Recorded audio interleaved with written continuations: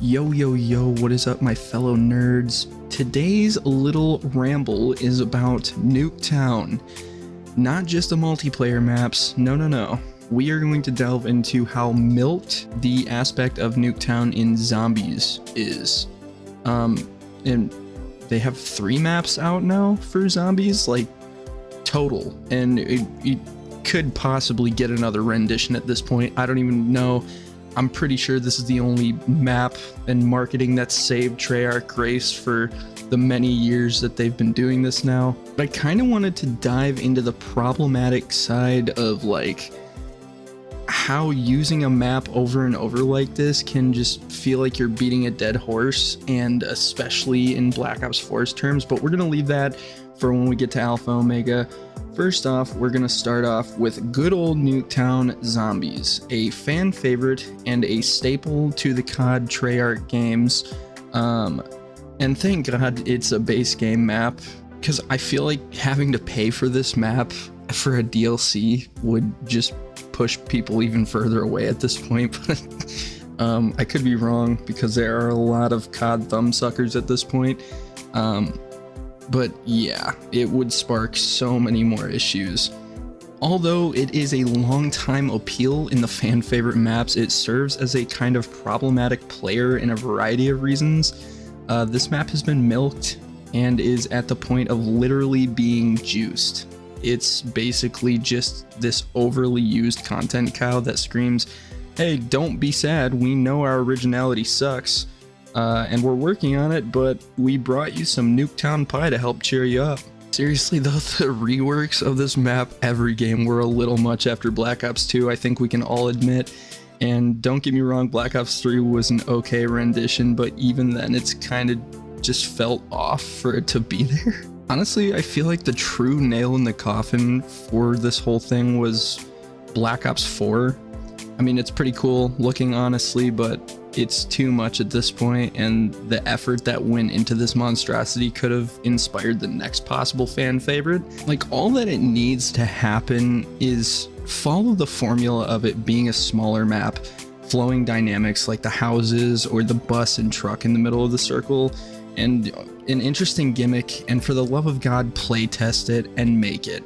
But in all seriousness, it's probably pretty difficult in actuality to make these maps, but ideas are ideas nonetheless, and the fact that the maps we get nowadays are awful trash really just makes me think none of these devs spitball ideas anymore for what they'd want to play, and instead just run it through a layout generator with the prompt "make me money please." But besides that though, what we are truly gathered here to talk about today is how this fan favorite train wreck for multiplayer has affected its arguably more successful little brother Zombies, and why renditions of this map, like Alpha Omega for example, or Paradox Junction, are just overall what I'd call problematic at this point. Like, so sit back, relax, get a snack, get a drink, and we're gonna run through the issues furthering in time with this map according to Zombies. Not multiplayer, that could be saved for a different video. I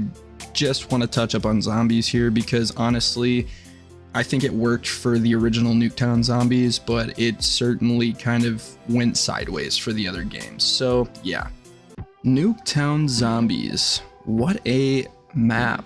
So back in 2012, upon launch, Nuketown Zombies was available. You pre-ordered the game, you had it. If you didn't pre-order, you could literally just buy it for a couple of clams, not a huge deal.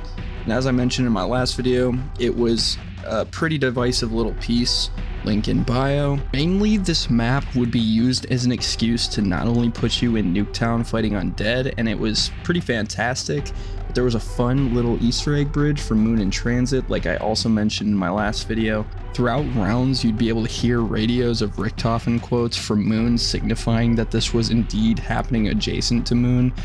I know I should have invented an egg-moving robot. Stupid masses, his rules, his stupid accent. Oh, this is going to be so much fun. Finally, we can confront this little beast. Power up the machine. You could also hear the transit bus honk in the background as well.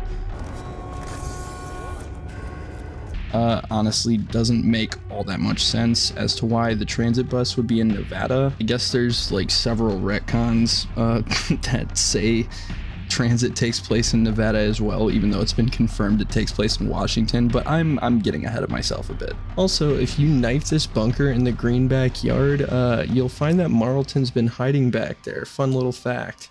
If you were skilled enough or just lucky enough to hit round 25, you were met with the event of Richtofen taking control of the MPD.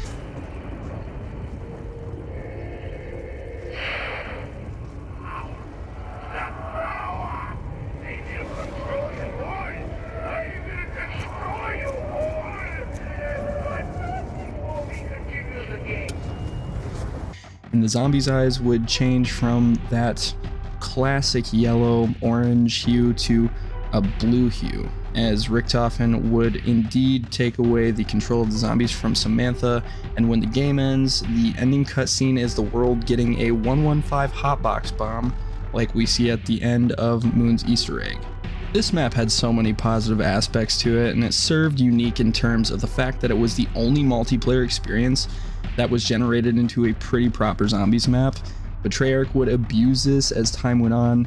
And sure, Black Ops was milking Nuketown. It literally had a brand new version of the map for multiplayer and a brand new zombies experience surrounding it, but in all honesty, it did it well. Like, the marketing and advertisements for this game all around were incredible. Nothing was really dragging this game down, and pushing out a fan favorite for not one but 2 times on a single release was killer, considering that the COD franchise wasn't overusing ideas as dramatically as they would in the coming years.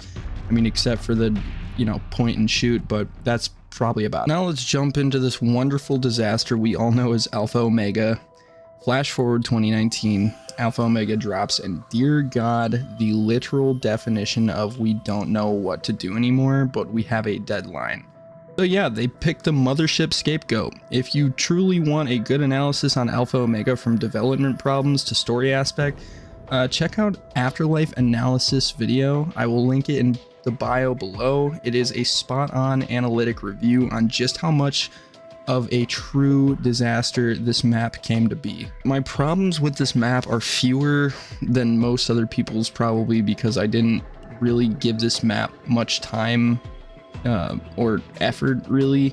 There are too many things to be focused on, and as it stands, I'm not even a big Easter egg completionist, although I do enjoy them.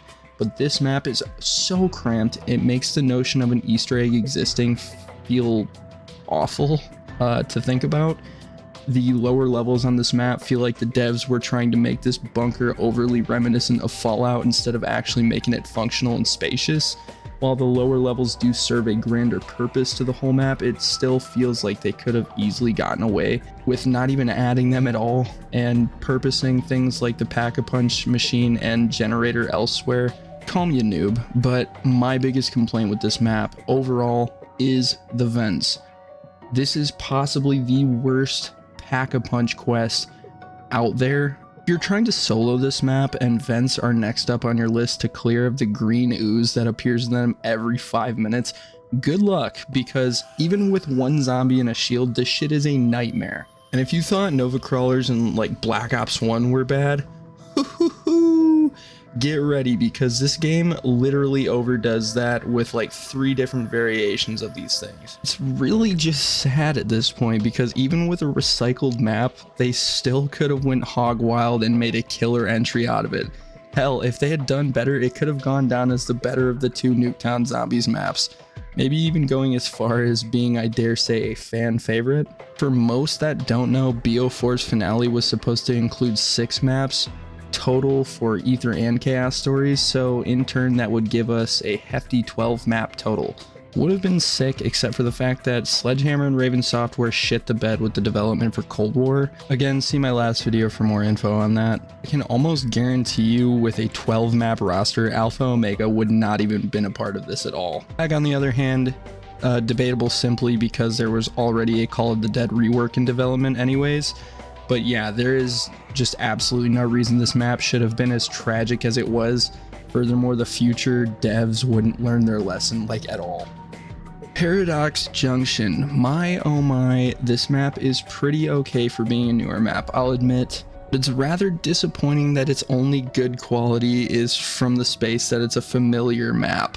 It's all just so boring, and it tries to fuse things that couldn't be farther apart in the game's storyline, like rather for the ether part instead of the dark ether. But they put in the blundergat, and the process to get the parts for it is actually pretty fun. Yeah, I'm actually gonna say that this is better overall than Alpha Omega on several levels, and that factor alone upsets me.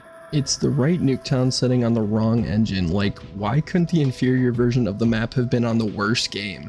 The quests for Paradox are fun but less demanding overall, as Alpha Omega is just cramped and had no room to allow any quests to really happen. It's really frustrating to think that in Black Ops 7 we got a better Nuketown map, while BO4 had so much potential to make things work so much smoother with it being as laid back as it was.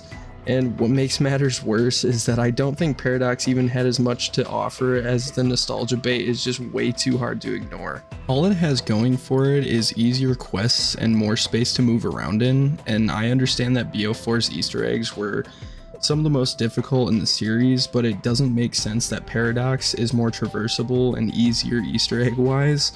It feels like a step backwards, but all criticism aside, I did enjoy the Easter egg for BO7's rendition, except for the damn hopscotch step. That was tragic.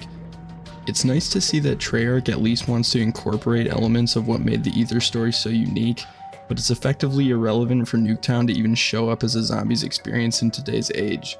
I think given that these new renditions are just nostalgia bait to an extent, brings the original BO2 Nuketown Zombies map a little more grace in the zombies community, because it felt like more of a progression at that point, and the map wasn't quite old enough to be nostalgic yet. But yeah, that is just my take. Let me know what your thoughts are in the comments below. I can't be the only one who thinks so highly in regard of the original, but who knows.